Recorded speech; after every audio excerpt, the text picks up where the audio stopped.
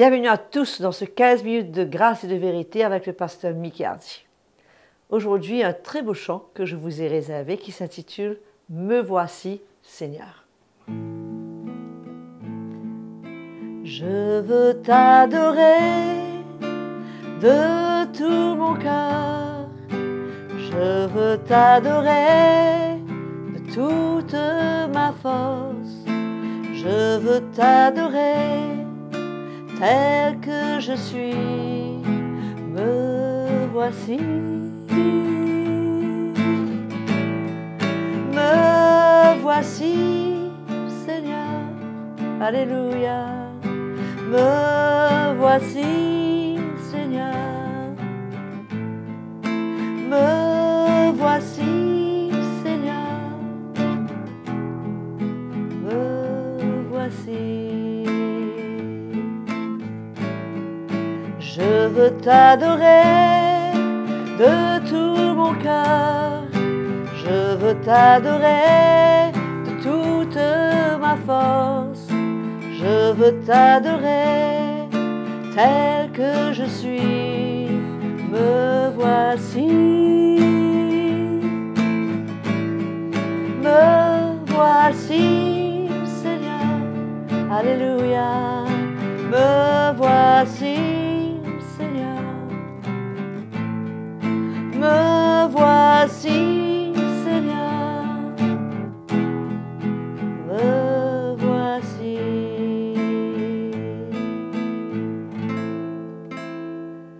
Alléluia. Je suis sûre que vous êtes d'accord avec moi que c'est une très belle louange au Seigneur, au fait un chant d'adoration que vous pourrez certainement reprendre dans vos assemblées. Le moment est venu d'accueillir le pasteur Mickey Hardy qui va continuer toujours sur les déclarations de Jésus.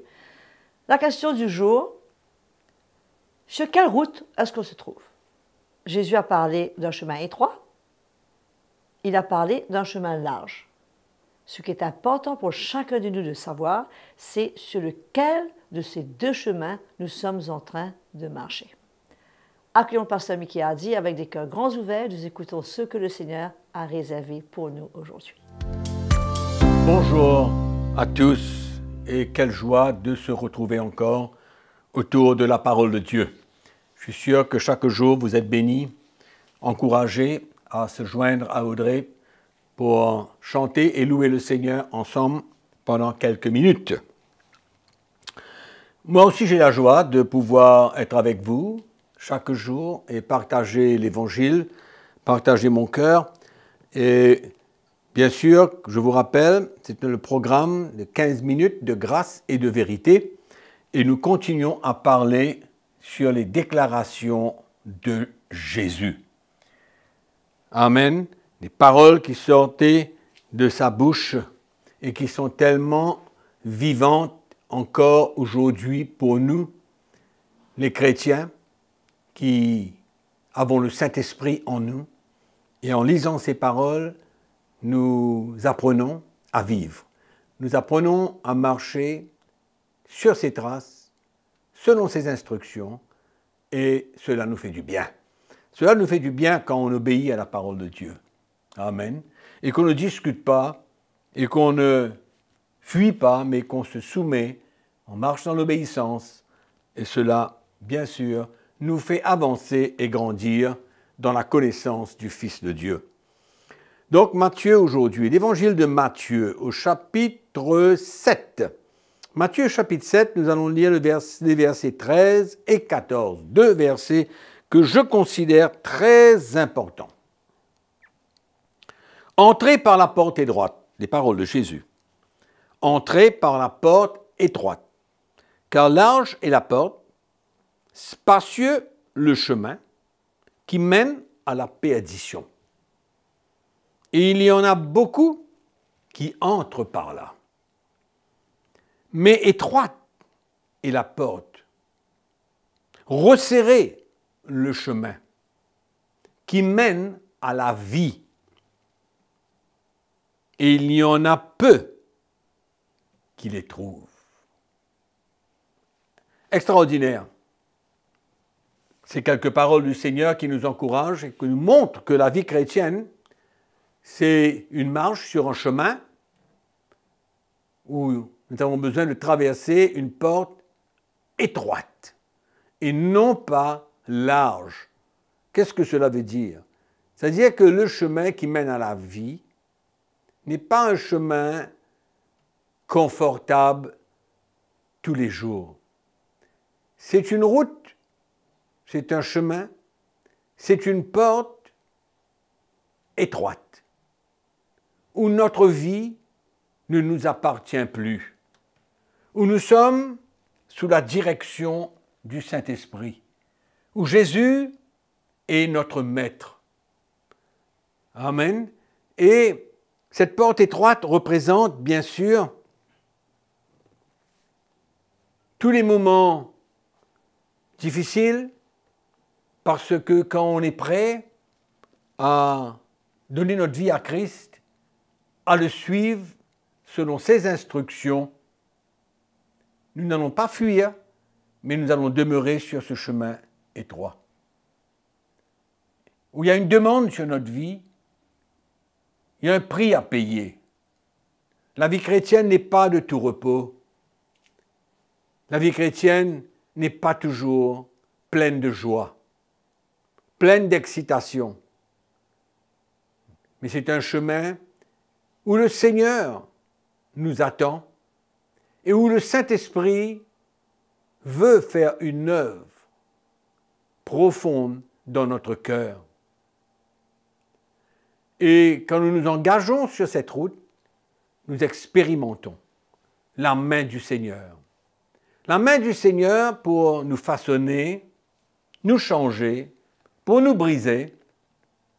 Car c'est ça le chemin qui va emmener à la vie. Et nous avons besoin de l'accepter. Et c'est une des choses les plus difficiles pour le chrétien. C'est d'accepter de perdre sa vie, de mourir à ses désirs et de laisser le Seigneur le conduire, prendre sa vie et de réaliser que nos vies sont dans la main du Seigneur et que nos vies, c'est comme l'argile dans la main du potier, où il forme chacun d'entre nous. Il nous forme à sa manière, comme lui il veut. C'est sur ce chemin qu'on va retrouver Christ. C'est sur ce chemin qu'on va le permettre de former cette argile, former cette personne que vous êtes et que je suis, pour nous emmener de plus en plus à l'image de Jésus-Christ, à son image, c'est-à-dire grandir dans la maturité, être formé par le Saint-Esprit. Et souvent, ça fait mal. Souvent, c'est pas facile de s'humilier. C'est pas facile. Je parle souvent du pardon, je parle souvent de la repentance. C'est un brisement. Cet orgueil qui ne veut pas s'humilier, se soumettre, s'abaisser. Et donc, beaucoup de chrétiens n'aiment pas ce chemin étroit. Ils préfèrent le chemin large, confortable, où ils peuvent fuir, où ils peuvent refuser l'œuvre de Dieu dans leur vie. Mais quand on marche sur ce chemin étroit, la Bible nous dit que c'est un chemin, Jésus dit que c'est un chemin qui mène à la vie. Ça mène à la vie. C'est ça l'assurance que Jésus nous donne. Amen. Même que les différentes expériences avec Jésus, cette formation, cet homme nouveau qui prend place en nous. Donc, Paul exprime cela comme le vieil homme et l'homme nouveau. Ce vieil homme, c'est sur le chemin étroit qu'il va vraiment disparaître et que l'homme nouveau, Christ, prendra sa place dans nos cœurs, dans nos vies. Donc le chemin étroit, c'est le plan, la volonté de Dieu. Il nous donne un choix. Il nous dit, tu prends le chemin étroit ou tu prends le chemin qui est large. Et il nous montre que le chemin large est un chemin où l'homme a sa vie dans sa main. Il possède sa vie. Il ne veut pas la perdre, il la retient. Il garde sa vie pour lui. Il fait ce qu'il veut de sa vie. Par contre, sur le chemin droit, on ne fait pas ce qu'on veut. On est prêt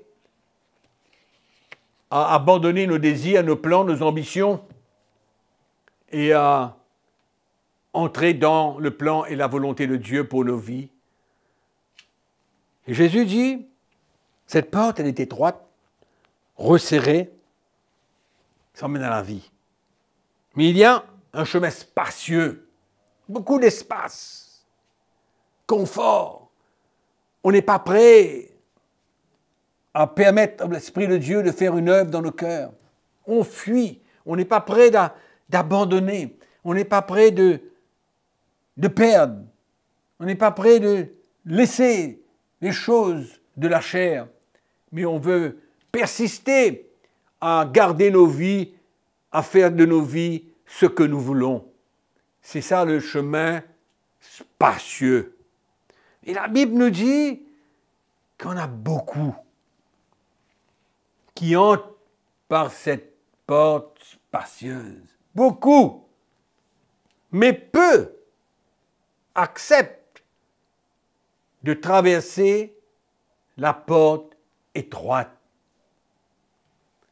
On regarde le chrétien qui marche sur ce chemin spacieux, il regarde à sa vie de tous les jours. Il veut vivre aujourd'hui, il ne voit pas le futur. Il ne voit pas, il ne considère pas l'espérance, la gloire céleste. Ça ne dit rien d'être un témoignage vivant pour Christ. Ce n'est pas important pour lui d'émaner un parfum de la connaissance de Christ. Il vit sa vie, il est à l'église, il écoute la parole de Dieu, il n'obéit pas, il marche selon ses propres désirs. Mais quand on marche sur le chemin étroit, nos vies ne nous appartiennent plus. Nous voyons cela bien clairement au début du livre des Actes des Apôtres, comment au travers des messages, cette doctrine apostolique qui a emmené les chrétiens à perdre leur vie, à prendre leur croix et à suivre Jésus, à mourir à eux-mêmes, à se renier soi-même. Oh, quelle description de la vie chrétienne. Mais on voit que ces chrétiens libres, on voit ces chrétiens qui marchaient avec Jésus, on voit ces chrétiens qui étaient prêts à tout perdre. Pourquoi? Parce que la doctrine qu'ils entendaient, le message qu'ils entendaient, ils étaient prêts à prendre ce chemin parce que à la fin, il y avait la vie. Amen. La résurrection. On s'identifie aux souffrances de Christ, on s'identifie à la mort de Christ et on s'identifie à la résurrection de Christ qui parle de la vie. Cette vie de Jésus en nous, les chrétiens, si nous sommes prêts à prendre notre croix. C'est ça le chemin étroit. Amen. Que beaucoup de chrétiens ne savent même pas, n'entendent pas le vrai message, ou alors ils entendent mais ils refusent. Ils préfèrent garder leur vie, préserver ce qu'ils ont, courir après toutes sortes de richesses, des choses matérielles, mais pas prêts à perdre sa vie. Et moi, je veux vous encourager ce matin, aujourd'hui, à vraiment accepter d'entrer par cette porte étroite, ce chemin étroit. Ne pas hésiter, bien que ça va faire mal de temps à autre, ça sera difficile, mais toute chose concourt au bien de ceux qui aiment Dieu et qui sont appelés selon son dessein. Toute chose concourt au bien. Amen. Quand on regarde la vie de l'apôtre Paul, le Seigneur l'a délivré de toutes choses, il dit à Timothée dans son épître. C'est pourquoi mes frères et sœurs, n'hésitez pas. Le chemin étroit est pour toi, il est pour moi, il est pour tous les chrétiens. Amen. Et ne te laisse pas embêter par les gens qui parlent autrement, qui enseignent autrement. Les paroles de Jésus sont importantes. Sur cela, je vous quitte et je vous revois à la prochaine session. Entre-temps, Goûtez à la grâce de Dieu et réjouissez-vous dans le Seigneur. Amen. Alléluia. Je crois que notre désir, mes frères et sœurs, devrait être d'être cet argile dans la main du potier, de permettre au Seigneur de nous façonner et de nous emmener à le ressembler de plus en plus. Ne gardons pas notre vie entre nos mains. Choisissons le chemin étroit, recherchons plutôt son plan et sa volonté pour chacune de nos vies. Continuez à nous suivre sur Internet, sur notre page YouTube CTMI. N'hésitez pas à nous écrire si vous souhaitez partager quelque chose avec nous à l'adresse qui est affichée sur votre écran. Et surtout, et je vous le redis encore, partagez autour de vous, faites connaître ces programmes afin qu'un plus grand nombre soit béni et encouragé. Je vous dis donc à la prochaine session. Sans faute, on se retrouve et jusque-là, servez le Seigneur et surtout n'oubliez pas, la joie du Seigneur est votre force.